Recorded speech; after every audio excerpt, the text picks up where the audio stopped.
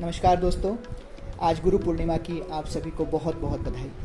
दोस्तों, गुरु वो होता है जो हमें अंधकार से प्रकाश की ओर ले जाए, जो हमें अज्ञानता से ज्ञान की तरफ मोड़े, हमारे जीवन को आध्यात्मिक चेतना से सम्मोहित करे, आध्यात्मिक चेतना को हमारे मन में प्रज्वलित करे। आइए गुरु पूर्णिमा के इस पावन उपलक्ष्य पर समस्त गुरुओं को हम नमन करते हैं। दोस्तों, गुरु पूर्णिमा हम क्यों मनाते हैं?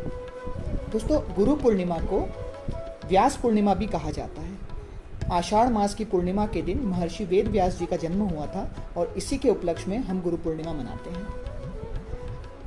इन्हीं आदि गुरु के सम्मान में हम गुरु पूर्णिमा का पर्व मना रहे हैं। वेद व्यास जी भगवान के ही साहित्यिक अवतार हैं।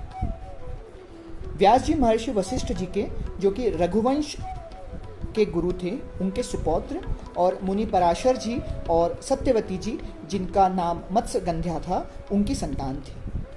व्यास जी का नाम कृष्ण द्वैपायन दास भी था। कृष्ण क्योंकि वो सांवले थे और द्वैपायन क्योंकि इनका जन्म नदी के बीच में एक द्वीप में हुआ था। वेद व्यास जी दोस्तों हमारे लिए आदि गुरु हैं, क्योंकि इनका जन्म पराशर मुनि द्वारा भगवान के आवाहन पर ही हुआ था। दोस्तों, सृष्टि का जब प्रारंभ हुआ था तब ब्रह्मा जी ने वेद सुनाए।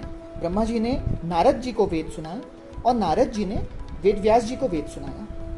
द्वापर युग तक केवल एक ही वेद था, लेकिन हमारे वेद व्यास जी ने श्रुति ग्रंथ यानी सुनकर 4 वेद, ऋग, यजुर, साम, अथर्व, और वेद के 4 भाग संहिता, ब्राह्मण ग्रंथ, आरण्यक, उपनिषद, इसके अलावा स्मृति ग्रंथ यानी याद किया और लिखा, जैसे कि वेदांग और 18 पुराण, श्रीमद् भागवतम और महाभारत, इनको वेद व्यास जी ने लिखा। इसीलिए इस सनातनी धरोहरी को, जो आज हमारे अंदर ज्ञान की अलौकिक रस घोल रही है, इसी के श्रेय पूरा वेद व्यास जी को जाता है। इस कृतज्ञता को अर्पण करने के लिए हम गुरु पूर्णिमा का पर्व मनाते हैं। दोस्तों, अब प्रश्न उठता है कि सच्चे गुरु को हम कैसे तलाश करें? महाभारत युद्ध के दौरान भगवान श्री कृष्ण गुरु द्रोणाचार्य से कहते हैं कि सच्चा गुरु वही होता है जो विद्या का दान देता है, जो विद्या का व्यापार नहीं करता, जो विद्या के लिए कोई मूल्य निर्धारित नहीं करता, केवल दक्षिणा की ही अपेक्षा होती है। अब सवाल यह है कि हम सच्चे गुरु की पहचाने कैसे? तो दोस्तों, हमारा काम केवल खोजने का है। यदि हम किसी धारणा को लेके चलेंगे कि हमें ऐसा गुरु चाहिए, वैसा गुरु चाहिए, तो हम एक नतीजे पे पहुंच जाएंगे और हम हमारे कंफर्ट जोन से बाहर नहीं निकलना चाहेंगे। जो हमारे अहम को ठेस ना पहुंचाए, जो हमारी सारी इच्छाओं को पूरा होने दे, हम थोड़ा सा उन्हें डोनेशन दे और वे हमारे सारे इच्छाओं के बारे में सोचते हुए हमें किसी चीज़ के लिए रोके नहीं, टोके नहीं, यदि हम ऐसे गुरु को बनाते हैं तो वे गुरु हमारे लिए असल में गुरु नहीं साबित होंगे। क्योंकि श्री रामचरितमानस में भी कहा गया है कि गुरु, सचिव और वैद्य यदि गलत शिक्षा दे तो उस राज्य धर्म का हमेशा नाश ही होता है। इसलिए गुरु कभी भी ऐसा हो जो हमें हमारी सच्चाइयों से अवगत करवाए।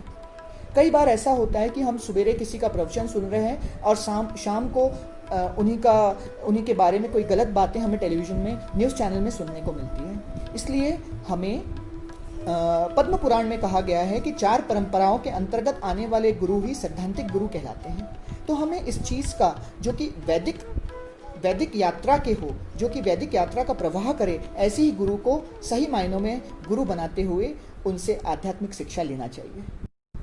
आइए दोस्तों, जाते जाते गुरुवर के चरणों में ये 4 पंक्तियाँ। हे गुरु मेरे हृदय सागर को ज्ञान मोती से भर दे, हे गुरु मेरे हृदय सागर को ज्ञान ज्योति से भर दे, भक्ति मोती को चुनता रहूं ऐसा मुझे तू वर दे, भक्ति मोती को चुनता रहूं ऐसा मुझे तू वर दे। हे गुरु मेरे ज्ञान सूरज, हे गुरु मेरे ज्ञान सूरज, अज्ञान तम को मिटा दे, नैनों में वो ज्योति दे दे, नित दर्शन करा दे। हे गुरु मेरे ज्ञान सूरज, अज्ञान तम को मिटा दे, नैनों में वो ज्योत दे दे, नित दर्शन करा दे। नमस्कार दोस्तों, मैं आशा करता हूँ आपको मेरा ये वीडियो बहुत अच्छा लगा होगा। आप ऐसे ही वीडियोज़ यदि सुनना चाहते हैं तो प्लीज़ मेरे चैनल को लाइक कीजिए, सब्सक्राइब कीजिए और शेयर कीजिए। Thank you so much.